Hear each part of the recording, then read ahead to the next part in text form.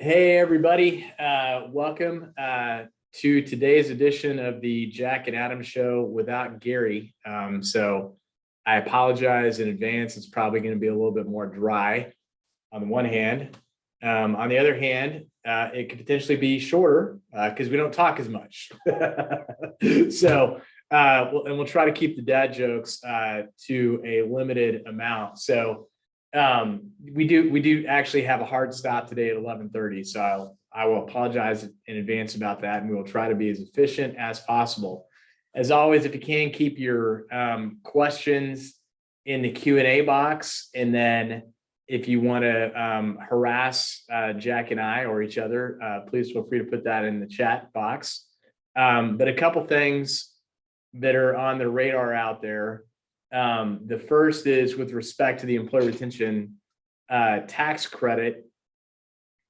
The IRS has published guidance now that says, oh, by the way, if you took the employee retention tax credit as an advance in Q4, with the infrastructure bill that just passed, it technically ended as of September 30th, 2021. So they've said, hey, just repay that money back to us without penalty or interest by the time your payroll tax return is due for Q4, and we'll call the whole thing off. But you can still keep on taking the credit up until then as an advance. So you can technically still be borrowing money from the government. So I think what we've had a lot of questions around is what does that really mean? So what that really means is, one, if you can repay the money, obviously that's great, but otherwise it's going to be subject to penalties and interest. Typically 10% penalty is what's going to be assessed. Probably if you've never had problems before, then you can get out of that, thus making it penalty-free money. If you can't pay it all back at once. The other thing to be thinking about, and I don't know if Jack's going to hit this in his opening tirade, about what's going on in the House right now, but there's still talk of, hey, let's fix this. It was an oversight, and make the credit available. So it seems kind of silly to rush to repay to then get to reapply and then wait 6 to 8 months to get your money back. So I think this also comes down to how much you're willing to kind of gamble and bet on there being some sort of relief associated with this. So if it was me and I was cash strapped, I would consider just continuing to take it and then entering into an installment payment agreement when the time comes and seeing if I can get the penalty waived. It's not a bad option. It's not a great option, but it's not a bad option either. I think the other thing that I've seen more and more of that I'll get into a little bit later after Jack has a chance to start off with, is we have started to see more and more transactions for sales of our clients, and it's just really highlighting a lot of issues with reporting and what happened during the pandemic and how do you account for changes associated with the pandemic that I decided it'd be good to spend a few minutes on. But it's a long way of saying that, hey, there's still transactions occurring. People still seem to be optimistic about the economy, and valuation multiples from what we're seeing are still holding up. But there are some pandemic related effect questions that's entering into transactions a little bit from what we've seen, either in terms of working capital calculations, like, hey, how much cash the company really need, or placing a little bit more in escrow or a little bit more in an earnout to reflect either a dip that was pandemic related that's been recovered, or alternatively, some companies actually had a spike because of the pandemic that a buyer may think it doesn't really represent their normal, that they're also putting some money in escrow for as well. So just that in mind, that's what I've seen for this last week. So Jack.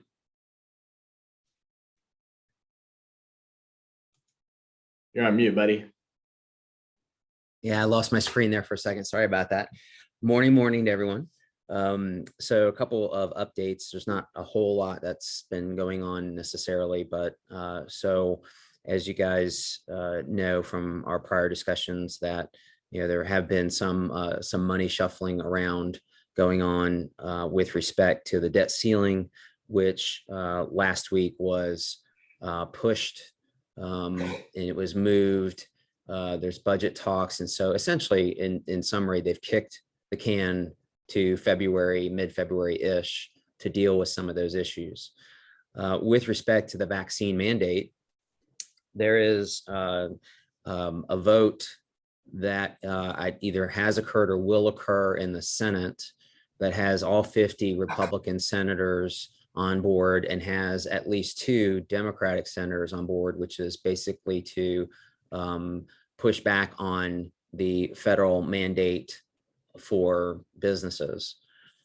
There is also cases being filed with respect to that, both in the private sector and in the public sector, meaning that, for governmental employees, you would think that, okay, the government they're governmental employees, but there are cases that are opposing on both sides of that, public and private. So you have all these things going on that basically seem to push back on the federally imposed or the White House imposed mandate on businesses. And there was, I want to read to you a couple quotes. So the 2 senators, the Democratic senators, it's Senator Tester from Montana and of course, Senator Manchin from West Virginia. But Senator Tester, his comment was, I've repeatedly heard concerns from Montana small business and community leaders about the negative effect the private business vaccine mandate will have on their bottom lines and our state economy. That's why I intend to join a bipartisan majority of my colleagues in defending Montana jobs and small businesses against these burdensome regulations. And then Senator Manchin just basically says, I don't support any government vaccine mandate on private businesses, period. So, it will probably pass the Senate. It'll go to the House. If you talk to a Republican, they're like, we have enough in the House to get it through. Others on the other side of the aisle are saying it's not going to happen. And then, of course, the president saying, well, it'll get to my desk and then it definitely will get vetoed. So more to come in that drama, but that's kind of the state of the union with respect to the vaccine mandate. So on Tuesday, the National Defense Authorization Act was passed, $770 billion, and the focus was on Russia and China. So you have initiatives on the Atlantic coast, on the Pacific coast, within Europe, and obviously there's issues going on over there with Ukraine and others. And I could go through the details of what those are, but I think interestingly, I guess there was a thought about retiring the A-10 Thunderbolt, which are those really cool looking jets that they fly around. I think maybe the base is in North Carolina, I think, but apparently that got punted into next year for consideration. So, and that is about it for the updates. All right, cool. Well, thanks a lot, Jack. We've had a couple questions that have come in. The first one was via email, and it came from our friends in Hawaii. I'm paraphrasing the question because I don't have the email up in front of me, but basically, with PPP2 and PPP1 for that matter, but everybody's already through PPP1 forgiveness at this point. But for PPP2, there was a question around, look, if I've got prepaid expenses like, and I think the specific question was around software. So if I've got a year renewal contract, I pay it all at once, but for my own books, I treat it as a prepaid expense and let it, accrue over each period. Thanks, Joe. Yeah, love the warthog. Then if I have accrual-based expenses, am I only taking the accrued portion for the PPP cover period, or am I allowed to take the full amount? And this is just a reminder for everybody that, the PPP expense formula was really taxpayer friendly in the sense that it was both accrual and cash, whichever was the most favorable for you, and you could blend methods. So for example, if you had a bill that you received but hadn't paid in the covered period, you get the benefit of that. And at the same time, if you got a bill that you paid that was for subsequent periods, you got to deduct that too. So that's a long way of saying that, even if you treat something as accrual on your books, then you can still treat it as if the full expense was incurred during your covered period. And kind of the lone exception that they have to that are just really egregious retirement contributions associated with the payroll forgiveness component of the calculation.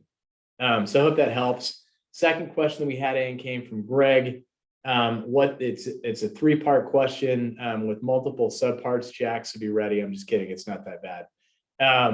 Question number one is, what's the status of the client base getting forgiveness in the second round of PPP?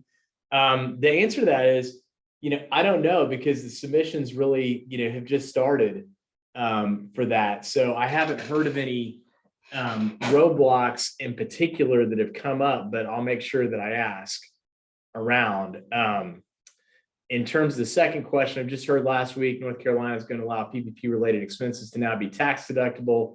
What happens now with the state and personal returns? The answer to that is we don't know yet.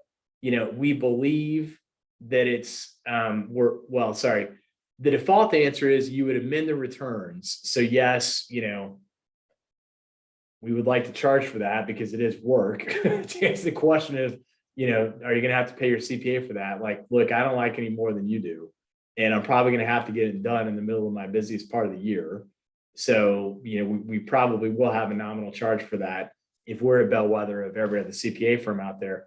What we're hoping, though, is that whole thing can be avoided, and that the government could get smart enough just to say, hey, we got it. If we reverse this and amend this ourselves on our system, which they have the capability to do, they just send you a check back. That's what we're hoping will happen, but we don't know yet. Then the last question is on ERTC monies being non-tax and related payroll expenses being allowed. So just a reminder, with the employer retention tax credit, that money is taxable in the sense that you don't get to deduct the payroll tax. You don't get to deduct the payroll. So you don't get the benefit of deducting the payroll and also getting the tax credit associated with it. So just, be forewarned that, the tax credit you receive times your effective tax rate, that's going to be your deal. So that meaning it's going to be taxable. So just remember that as you're setting aside money.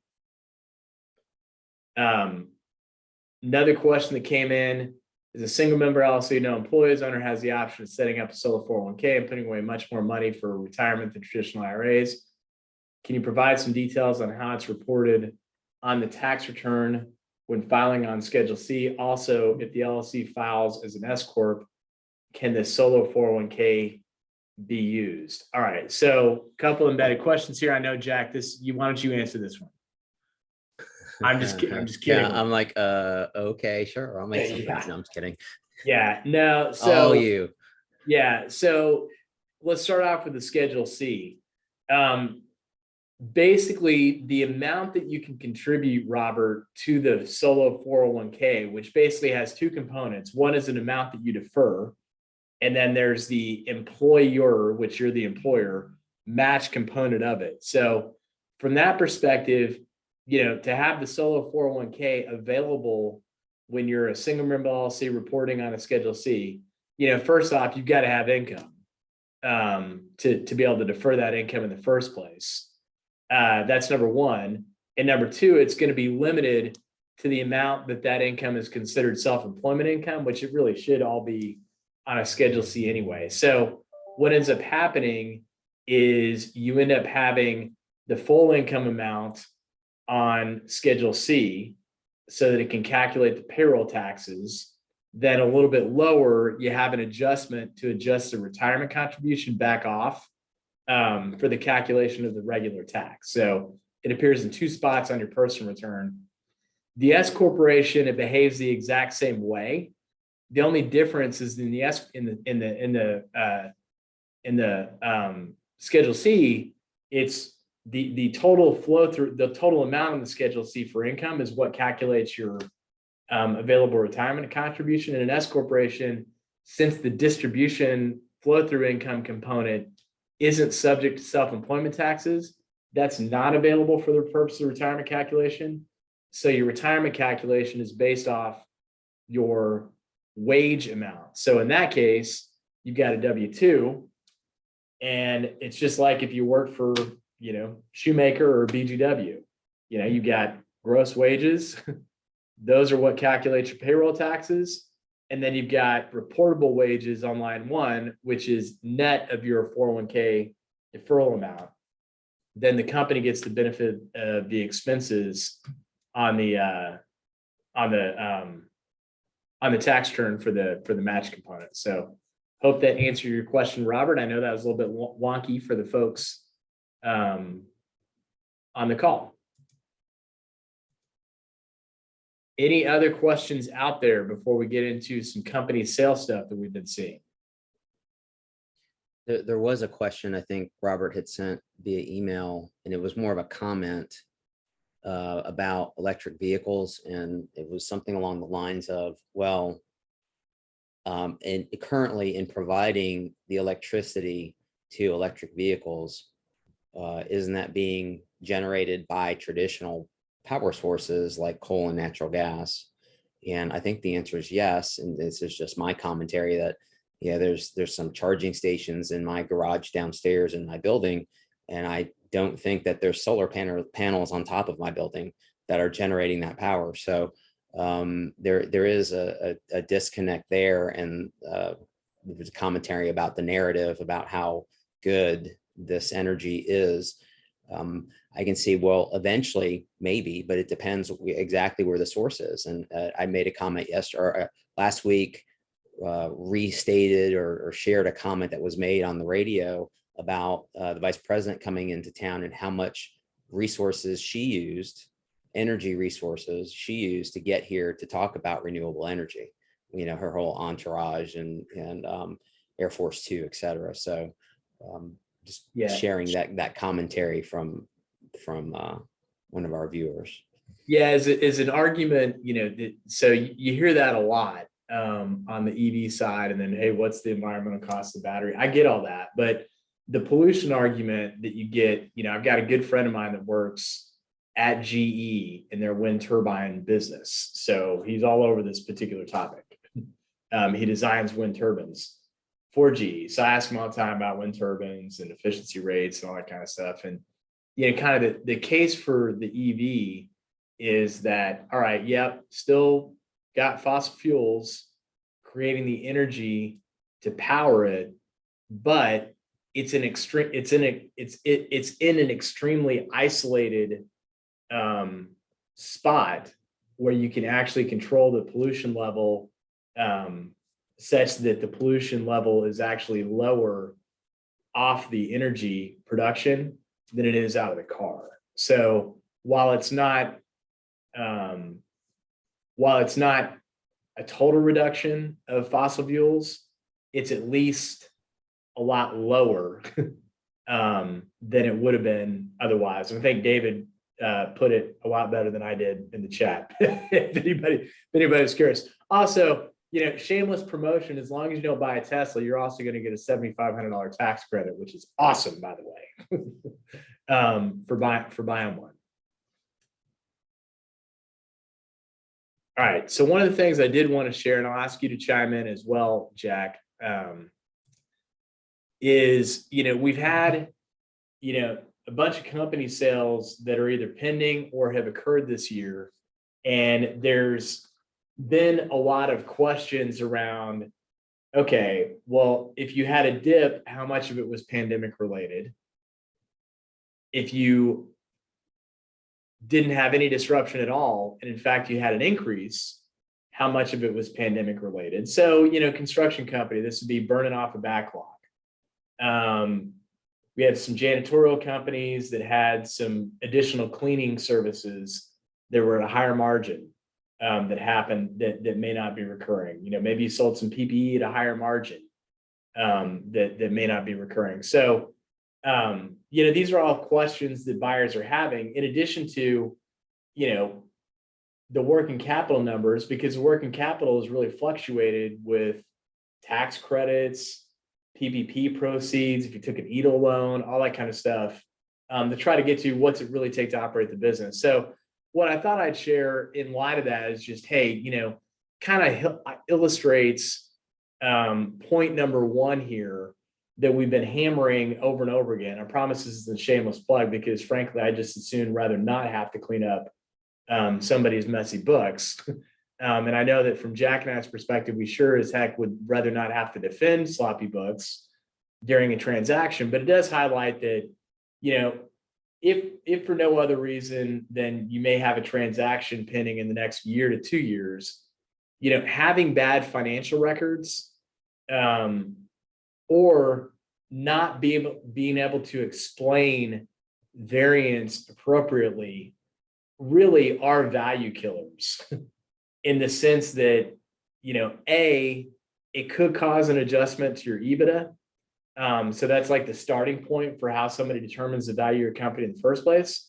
And secondly,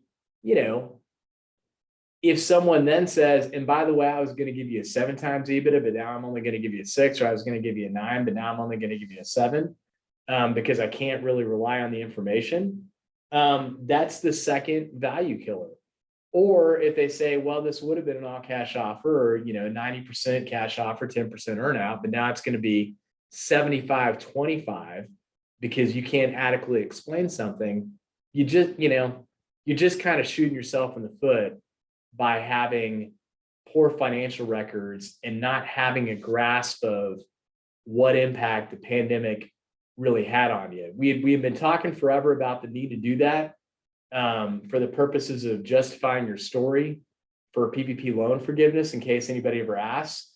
Well, this is another reason that we're seeing more frequently now is having a story about how your business operated during the pandemic so that you don't have a buyer that's trying to snipe at your value. So just thought I would share that. And Jack, if you wouldn't mind sharing what you guys are seeing on the transaction front, related to buyers, and kind of discussions around pandemic operations, that'd be great.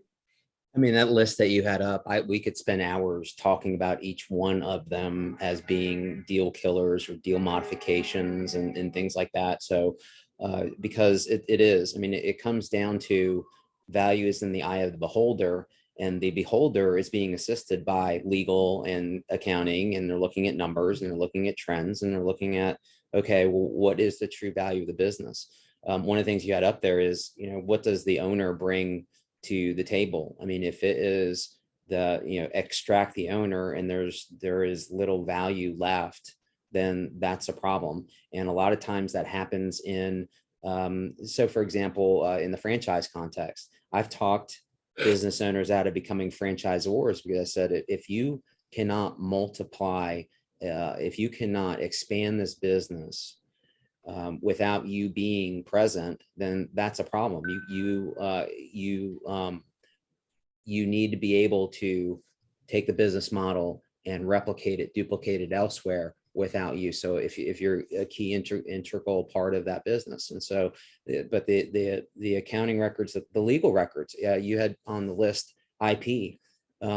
If a lot of the business is based upon the goodwill, the reputation, what people know about the business and the name, and you don't have a federal registration or some question as to whether you have it, or for example, if you have intellectual property that's generated, let's say in India, but you cannot track, and I've had to do this, I've been on both sides of this, where I wasn't able to produce on behalf of a client the service agreements for the people who wrote the code in India. And they're like, well, how do we know that some person isn't going to jump out of the woodwork and say, hey, I own that code, Microsoft, and you owe me a lot of money kind of thing. So, and on the other end, I caution buyers as to, know that what you're getting paid, what you're paying for, that you own 100%.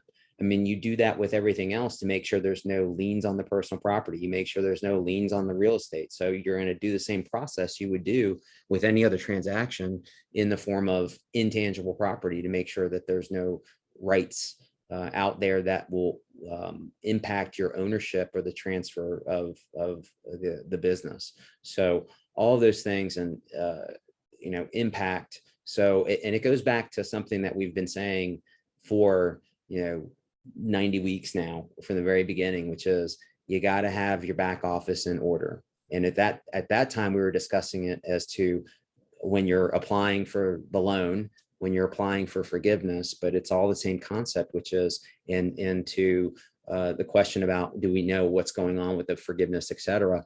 The same advice applies, which is just in case, have your documentation and your story straight as to why you should be getting forgiveness for these dollar amounts that were provided to you. But it goes across the board. A lot of times it is, employment agreements, and we're talking about documentation. Your key employees, are they under employment agreements, or are they going to potentially bail? And they are integral. So if you have a management team, you need to make sure that the business continuity continues post-closing. So again, we could spend a lot of time talking about this stuff, but it is basically, you have to have your stuff in order and able to bring a higher value, because an aggressive buyer will nitpick and chip away and chip away and chip away at that price. And as you said, on the front end, and then it's like, and by the way, we're going to ding you after the fact as kind of like just on more subjective, we're not sure kind of thing. So they get through the objective and say, well, EBITDA, et cetera. And then they're like, yeah, okay. So that's, you get the double whammy, as you said on your chart. Yeah. And it said, so all this really added was like one more item. That's probably going to haunt you for the next 3 years to make sure that you get buttoned up. So anywho, does anybody have any questions out there that they would like to see addressed before we call this a day? I have one comment that came up in kind of the legal world, which is, as we get to the end of the year and you're renewing your registration with the Secretary of State, filing your annual report kind of thing, that there are scams out there. And I say scams with lowercase s because they will do what they say they're going to do. They're just going to charge you a ton of money for doing it, which is, for example, filing your annual report. In most cases, you can go, as the owner of the business, go online, log in, push a button that says same as last year, and you're done. A lot of times your CPA will do that as part of just the tax process, because it's kind of like, we won't, because we're not allowed to practice law. Don't say that. Okay. Some CPAs will do that, not others. But I mean, and it's, but yes, it is, pushing a button and just saying same as last year. So if your CPA doesn't do it, it's a good time to remember. It's kind of like, daylight savings time, you change your batteries and your smoke detectors, same thing. When you file your taxes, make sure you file your annual report, which is, again, push a button, same as last year, unless you change your registered agent or, there's been some change of the business. So scams are still out there. They're getting more elaborate. So just be aware of that. And they look very official. So, it's like, the Secretary of State said that you have to do this. And I was in a call with Elaine Marshall, Secretary of State, and she always gives us kind of the state of the Secretary of State. And first thing that she started on was all these scams that look official that people are getting taken, and then in coordination with the Attorney General prosecuting some of these, where there's been some significant money exchanging hands that has, as they say in Harry Potter, disapparated. So it's gone. So. Got it. Well, hey, we had 2 last questions that came in. First one from Robert: will the Build Back Better get pushed into law? Had you asked me before this last Senate vote on the vaccine mandate, I would have said better than 90%. Since Manchin voted for the elimination of the vaccine mandate, and there's still, hey, is it going to, be an independent caucusing with the Democrats, all the speculation. I'd still put it at 75%, but I feel less certain of it than I did yesterday. So I still think it'll happen because they've only got one shot, at this before the November midterms. And frankly, the tax changes aren't that bad, relatively speaking. So hopefully that helps answer the question, Robert. And then for Bob, simply restate the current NC position on taxing PPP dollars. They are not taxable. However, we're still waiting to get really clear guidance from North Carolina on how to get your 2020 money back. We're hoping they'll make it easy. Otherwise, we're going to have to amend your returns. All right. Any other questions out there?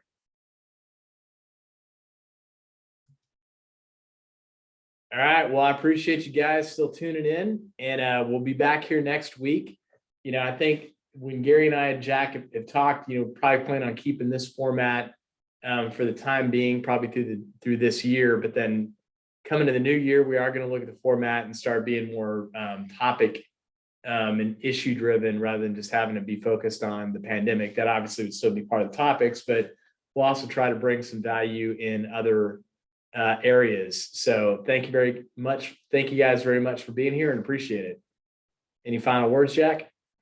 No, so I think that's a nice way of saying we're running out of things to talk about with the pandemic. So we're going to come up with structured topics for next year, so that way you know what you're getting into. But having said that, we don't want to assume that what you want to hear. We want to know what you want to hear about. I mean, we can assume that kind of current events kind of thing that are going on, but if there's something that's on your mind, it's probably on the mind of other business owners as well. So just let us know. Yeah. Thanks, Jack. All right. Appreciate it, guys. Thank you very much. Thank you.